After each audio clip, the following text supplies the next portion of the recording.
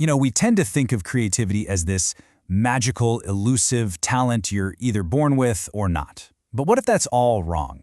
What if it's actually a systematic capability? Something you can evaluate, you can strengthen, and you can actually design.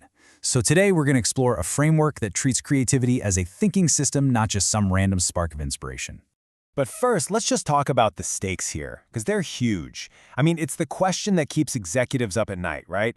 Why do these massive, successful, well-run companies suddenly just vanish? More often than not, the answer comes down to one thing: a failure of creativity and innovation. I mean, do you remember this story? It's a classic. Back in 2000, you've got this tiny little company, Netflix, doing DVDs by mail. They go to Blockbuster, the absolute king of home video, and they propose a partnership. And Blockbuster's leadership, they called it a niche business. They pretty much laughed them out of the room.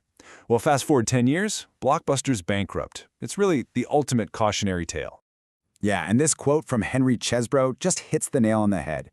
He says, "Most innovations fail, but companies that don't innovate die." That's the innovator's dilemma, right? The path forward is risky, for sure, but standing still, that's fatal. And that's exactly why understanding and really building creativity isn't some soft skill, it's a core survival strategy. Okay, so how do we actually get good at this? Well, it all starts by reframing creativity, seeing it as a capability, something we can systematically build. So this whole framework is really built on 4 main pillars. And you can think of these as your essential creative muscles, okay?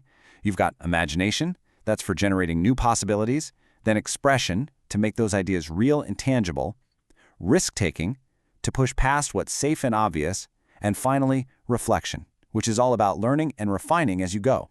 And we take those 4 pillars and we apply them across 4 key areas. First, there's the creative self. That's us as individuals. Then the creative environment we're in, the creative process we use, and finally, the creative products and services we actually create. Now, today we're going to do a deep dive into that last one. But before we do, there's a really important mindset shift we have to talk about. See, this framework isn't just about a list of things to do. It's about getting into the right state of being to actually do them. We always think we need to force creativity, right? But the truth is, it's something totally different. The real breakthroughs, they happen when we're in a state that is clear, open, and warm. What does that mean? Well, clear in what we're trying to do. Open to completely new ideas, even weird ones, and warm, or, receptive to feedback and collaboration. It's really a state of flow, not force. And that's the big takeaway here. Creativity is not about trying harder. It's not about effort. It's about alignment. It's about aligning your mind, your environment, and your process so that the ideas can just emerge. And let me tell you, when you really get this, it is a total game changer. All right, so let's take that idea of alignment and apply it to the stuff we actually make, our creative products and services.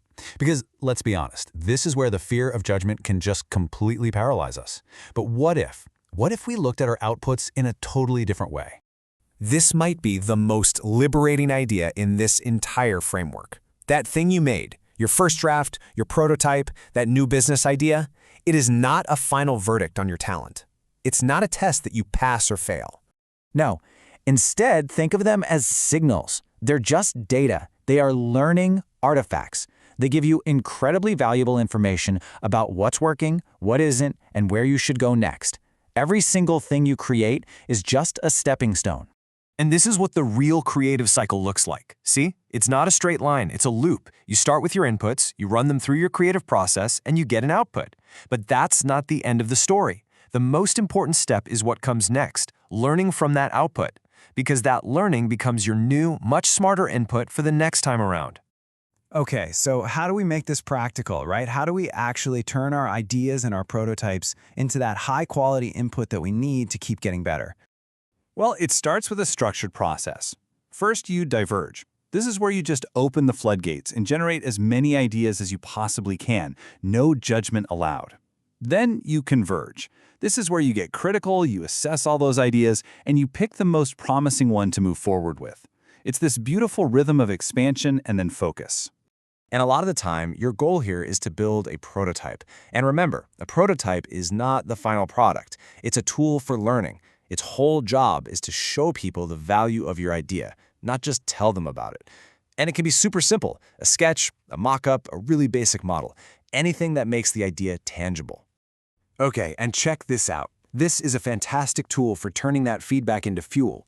It's called the PPCO model, and it's just a structured way to evaluate an idea. You look at the pluses and the future potential. But here's the clever part. When you get to the concerns, you frame them constructively. You ask, how might we overcome this?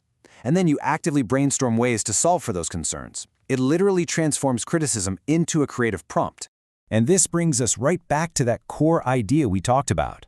When you start using a system like this, what most people call failure, it just gets completely redefined. It's not an endpoint anymore. It's just high-quality, actionable input that makes your next try that much smarter and that much stronger.